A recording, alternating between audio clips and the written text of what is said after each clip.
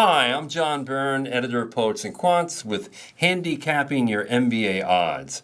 With me is the always witty, entertaining, and highly informative Sandy Kreisberg, a leading MBA admissions consultant and the founder of HBSGuru.com. He is a guru.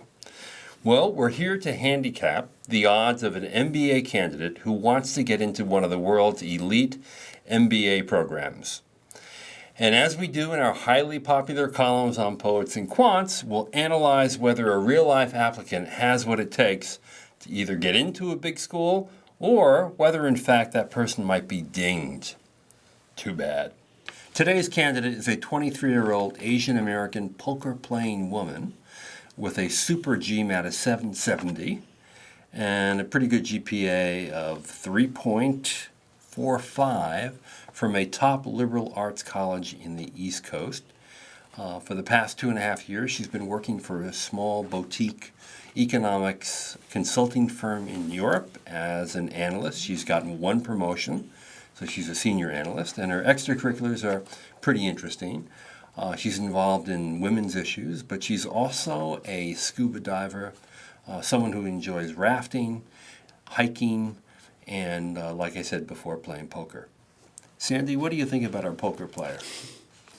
Well, I think I'd marry her, but that wouldn't do her or me. Was it the poker any good. playing or the scuba diving that did it for you? It was the 770 GMAT, the same thing. Absolutely. The 770 GMAT, the same thing that she had. There's a lot to like, but right. The 770 GMAT is something that one of her schools, like MIT Sloan, is on the record as saying, they give bonus points to GMATs over 760. Other schools that don't say that, do that. It's just an impressive statistic. Incredibly impressive.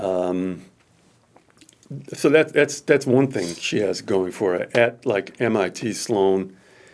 For Duke, boy, it's just a matter of convincing them that she wants to go there. Wharton, just based on the statistics, and we'll get to the background in a minute, right. And a 3.45 from a, what did she? It's a liberal arts college on the East Coast. It's Perfect. She identified it. Yes. A top liberal arts college. Top liberal arts right? college. So what do we think? Williams, Wesleyan, sounds good to me. Amherst. I think she'd be real strong at Wharton, okay? At Harvard and Stanford, it gets a little trickier. This is where the background comes into play. She's from a genre of people who work for these economic consulting firms. The most famous, I think, is NERA, N-E-R-A. Right. Those firms compete with top consulting firms for college graduates. So it becomes a question of why she went with NERA instead of McKinsey coming out of college, why she went to Europe, why she was toying with the idea of getting a PhD in economics, and also her career. She's got a career in development, and then she says that she wants to give that up, go into finance, and work in private equity and venture. That's a big switch. Yeah, I think the motives are pretty transparent there, and they're not motives that business schools welcome, although they live with them because a lot of people do it. But in terms of admissions, that is a slightly risky thing to say. What she should say at Harvard and Stanford is that she's very interested in development, and she wants to operate at the company level in development and be involved in either consulting or banking, which gets involved in development or does public-private partnerships. She's got to tamp down the go for the money part of her story. That could trip her up at schools like Stanford and Harvard. Stanford. Or maybe she needs to put some spin on it, right? And maybe we're wrong. Maybe it's not about the money for her. Maybe she actually thinks that private equity performs a useful economic function. Well, I didn't read what she said, but Yeah. she said into private equity and work for a large PE firm. Right. And a high preference for a job in California. But yeah, so sure. Yeah. She should say, what attracts me about private equity is, here's the buzzword for her. She wants to be an impact investor. Yes. Right. Miss Asian, impact investing. Look it up on Google. That's your career goal. Now That could take many forms. She's worked for one company only. She's had a promotion. She's 23. Exactly. She's incredibly young and really quite smart. Yes. Which makes her a great candidate for an elite business school. It's a great candidate. It Yeah. just, you've helped her out. Yeah. Spin the private equity into impact investing. Don't blow the interview. Get your act together. Have an explanation of why you went to economic consulting. Make it clear you don't want to,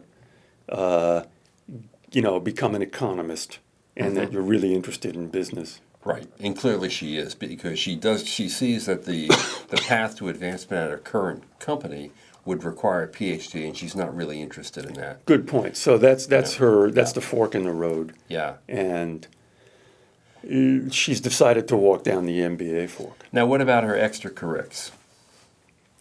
They're impressive. She's involved in women's issues at her firm, which is good, and her Asian Cultural Club, that's great. And as far as basketball, poker, hiking, scuba diving, and rafting, that sounds Shows an adventurous spirit. wet and wild. Yeah, most people would be impressed by that. Poker is something most people like as someone to say they like to do. You think about bluffing, intelligence, strategy. So that's a good hobby. Totally business related, right? And business people like to play poker. Yeah. But do AdCom people play poker, or do they just watch television shows from Britain? You might have to ask that. My guess is AdCom people have to make so many decisions during the day that they want to go home and watch television. Okay, let's go to the odds. Harvard. 50%. Wow, that's pretty good. Stanford. She's got to be able to formulate a do-gooder story. So I'm given the odds at Stanford is 40%. And there's a funny dynamic that happens. Stanford likes to reject people with 770 GMATs if they can, just so if somebody that's right. If somebody like me says that that's all you need to get into Stanford, they go, "Oh yeah." Yeah, they've actually got stats about I'd like to know this about people with ultra GMAT, 770 and 780 Stanford rejection stats. I'd like to know that. Okay, she's a shoo-in at Wharton, obviously, right?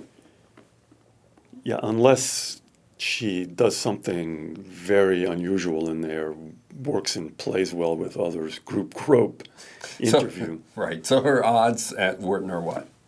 Boy, 60% plus. Okay, and what about the other two schools she wanted, MIT and Duke? It's got to be, very high.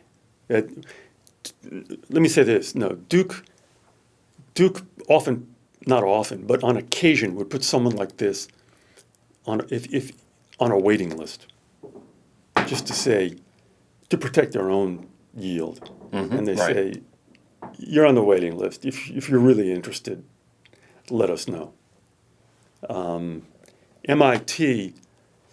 MIT would go for this because MIT is the most quant-oriented of the business schools, and they would go for the almost PhD. That's totally up there.